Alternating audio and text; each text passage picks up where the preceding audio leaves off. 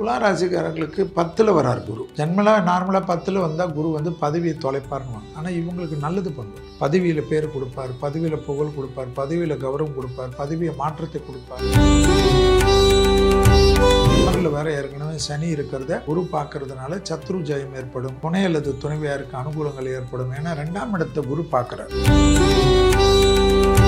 துலாத்துக்கு வந்து அவர் 3க்கும் 6 கூறியவர். அவர் வந்து 10ஆம் இடத்துல வர்றது வந்து ரொம்ப நல்லது. ஏன்னா அது வந்து எப்பயுமே கெட்டவர் ஒரு கெட்ட இடத்துல வர்றது தான் ரொம்ப நல்லது. அதனால இவங்களுக்கு வந்து துலாத்துக்கு வந்து பயப்படுறதுக்கு ஒண்ணுமே இல்லை.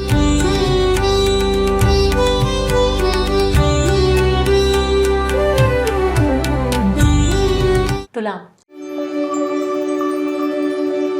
அடுத்ததாக துலாம் ராசிக்காரர்களுக்கு பார்த்தீங்கன்னா பட்டீஸ்வரம் துர்கை தான். துர்கை காயத்ரிலாம் ரொம்ப விசேஷமாக இருக்கும். துலா ராசிக்காரர்களுக்கு 10ல் வரார் குரு. நார்மலாக 10ல் வந்தால் குரு வந்து பதவியை தொலைப்பார்னுவாங்க. ஆனால் இவங்களுக்கு நல்லது பண்ணுவார். பதவியில் பேர் கொடுப்பார், பதவியில் புகழ் கொடுப்பார், பதவியில் கௌரவம் கொடுப்பார், பதவியை மாற்றத்தை கொடுப்பார், தனிப்பட்ட தொழில் தொடங்க வைப்பார், இழந்த பெருமைகளை பெற வைப்பார். 6ல் வேற ஏற்கனவே சனி இருக்கிறத குரு பார்க்கறதுனால சத்ரு ஜெயம் ஏற்படும், துணை அல்லது துணைவியாருக்கு அனுகூலங்கள் ஏற்படும். ஏன்னா 2ஆம் இடத்தை குரு பார்க்குறார். அதை தான் 4ஆம் இடத்தை குரு பார்க்குறார்.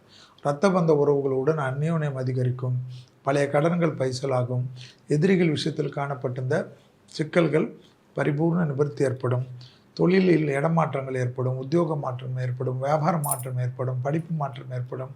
வயிறு சம்மந்தப்பட்ட முதுகு சம்மந்தப்பட்ட விஷயத்தில் மட்டும் துளாராசிக்காரங்க ரொம்ப கவனமாக இருக்கணும். துளாராசிக்காரர்களுக்கு உச்சம் பெறுகிறார் சனி. அப்போ நீங்கள் என்ன பண்ணணும்? எக்ஸசைஸ் பண்ணணும். எக்ஸசைஸ் பண்ணலன்னா தப்பு வரும். அது வந்து வாழ்க்கை ஃபுல்லாக பண்ணணும். இந்த குரு பயிற்சிக்காக பண்ணக்கூடாது.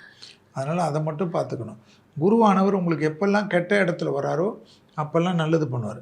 10ஆம் இடம் என்பது ஜென்ரலாக கெட்ட இடம். ஆனால் உங்களுக்கு நல்லது தான் பண்ணுவார். அது ஒவ்வொரு ராசிக்கும் பொறுத்து. ஆமாம். துலாத்துக்கு வந்து அவர் 3க்கும் 6 கூறியவர். அவர் வந்து 10ஆம் இடத்தில் வர்றது வந்து ரொம்ப நல்லது. ஏன்னா அது வந்து எப்பயுமே கெட்டவர் ஒரு கெட்ட இடத்துல வர்றது தான் ரொம்ப நல்லது. அதனால் இவங்களுக்கு வந்து துலாத்துக்கு வந்து பயப்படுறதுக்கு ஒன்றுமே இல்லை. வார்த்தைகளுக்கு சமூகத்தில் மதிப்பு மரியாதை ஏற்படும், தொழிலில் அனுகூலம் காணப்படும், நீண்ட நாட்களாக இருந்த சிக்கல் தீரும், இடப்பட்டிருந்த பிரச்சனைகள் பரிபூர்ண நிவர்த்தி ஏற்படும், தொலைதூரத்திலிருந்து அனுகூலமும் சந்தோஷமும் அதிகமாக ஏற்படக்கூடிய ராசிக்கு துளாராசிக்காரர்கள் கண்டிப்பாக பார்க்கலாம். வண்டி வாகனங்கள் மாற்றங்கள், துளாராசிக்காரர்கள் இருக்கக்கூடிய வீட்டிலே நிறைய நல்ல விஷயங்கள் நடக்கும். குடும்பத்தில் வார்த்தைகள் மதிப்பு, தொலைதூரத்தில் வார்த்தைகள் மதிப்பு, இழுபறியாக இருந்த சிக்கல்கள் எல்லாம் பெரிய அளவுக்கு ஆச்சரியத்தக்க அனுகூலத்தையும் சந்தோஷத்தையும் ஏற்படுத்தி கொடுக்கக்கூடிய வசந்தமான காலகட்டம் என்பது யாருக்குன்னா துலா ராசிக்காரர்களுக்கு என்பதை ஞாபகத்தில் வைத்து. சார், இப்போ வந்து குரு பெயர்ச்சியாக இருக்குது. அந்த திருக்கணிதம், வாக்கிய பஞ்சாங்கம் அப்படின்னு 2 விஷயங்கள் இங்கே சொல்லப்பட்டாலும் மேஜர் டிஃப்ரென்ஸ் எல்லாம் 5-10 நாட்கள் இது எப்போதுமே ஒரு குழப்பத்திலே இருக்குது. இதை தாண்டி இப்போது இந்த கடக ராசியில் வந்து அவர் குரு பெயர்ச்சியாக இருக்காரு சார். ஸோ ஃபஸ்ட்டு வந்து ஒரு பொது பலன். அது மட்டும் இல்லாமல் கடக ராசியில் தான் வந்து விஜய் அவர்களும் இருக்கார். இப்போ இந்த தமிழ்நாட்டுக்கு இது எந்த மாதிரியான ஒரு இது? ஜாதகத்தில் ஜோதிடத்தில் ஒழுங்காக பார்த்தீங்கன்னா பொது பலன்னா ஸ்பெஷல் கிடையாது. தமிழ்நாடு உலகத்துக்கு தான் பொது பலன்றது வந்து உலகத்தில் வந்து ஜென்மத்தில் இப்போ வந்து கடகத்தில் குரு. நீங்கள் சிஎம் வச்சுக்கின்னு கேட்குறது அவருடைய தனிப்பட்ட பலன். ஓகே, அது வந்து தனியாக ஜாதகம். இப்போ கடகத்தில் குரு வர்றது வந்து உச்சம் பெறுவார். அவர் வந்து உலகத்தில் வந்து நிறைய மண்ணுக்குள் இருக்கக்கூடிய விஷயத்தெல்லாம் வெளியில் கொண்டு வருவார். புதையல்கள், கனிமங்கள், ரேரஸ்ட் மினரல்ஸு எல்லாமே கொண்டு வரும். பெண்களுக்கு பெரிய உலகம் முழுவதும் நன்மைகள் ஏற்படுவது, உலகத்தில் வந்து பெண்களுக்கு பெரும் பேர்ப்புகள் ஏற்படுவது எல்லாமே கிடைக்கும். பெண்கள் பாதுகாப்பு வந்து நிறைய பாதிப்புகள்லாம் வந்து பராப வருடம் இது. அதனால் இது வந்து பெண்களுக்கு வந்து உலகத்தில் வந்து பெண்களுக்கு தீங்கிழைத்தவர்களுக்கெல்லாம் சட்ட தண்டனைகள், கடும் தண்டனைகள்லாம் எல்லா இடத்துலையும் வரும். இதெல்லாம் வந்து உலகத்தில் வரக்கூடிய விஷயம். சரி.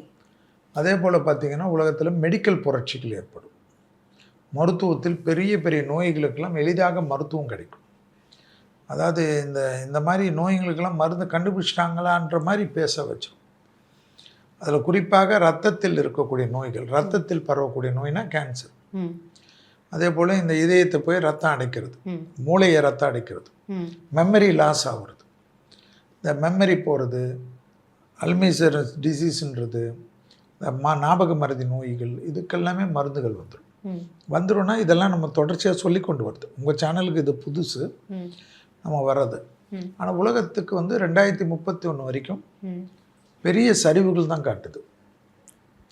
அதாவது விஞ்ஞான வளர்ச்சி வேலை வாய்ப்புகள் பாதிப்பு, மக்கள் கஷ்டப்படுறது, மக்களுக்கு வந்து எல்லாத்துலேயும் வரி அதிகமாக வருது, விலைவாசிகள் அதிகமாக வருது. அதே போல் இந்த வருஷம் வந்து குரு வர்றதுனால விருச்சகத்தை பார்க்கிறார் 5ஆம் பார்வையாக, 7ஆம் பார்வையாக மகரத்தை பார்க்கிறார், 9ஆம் பார்வையாக மீனத்தை பார்க்குறதுனால தங்க விலை ஏறும். அதே போல் விவசாயத்தில் புரட்சிகள் ஏற்படும், ம். கால்நடை துறையில் புரட்சிகள் ஏற்படும். அதே போல் வந்து நாம் சொன்னது தான், வேலை வாய்ப்புகள் பெரிய பாதிப்புகள் ஏற்படும், மத மோதல்கள், இன மோதல்கள், இதெல்லாம் வரும். இளைஞர்களால் இளைஞர்கள் வேலை வாய்ப்பு பாதிப்பு அதிகமாக உலகம் முழுவதும் எதிர்பார்க்காதெல்லாம் நடக்கும். அதே போல் வந்து சோஷியல் மீடியா, இந்த ஆர்டிஃபிஷியல் இன்டெலிஜென்ஸ் இதுக்கெல்லாம் மக்கள் அடிக்ட் ஆகிட்டு இந்த மன அழுத்தத்தில் அதிகமாக ஆகக்கூடிய இது வந்து கடகத்தில் இருக்கக்கூடிய குருவால் ஏற்படும். மன அழுத்த நோய்கள் நிறைய வரும். ஸோ இளைஞர்கள் தான் நிறைய பாதிப்பு. இதெல்லாம் இருக்கக்கூடிய அமைப்பு.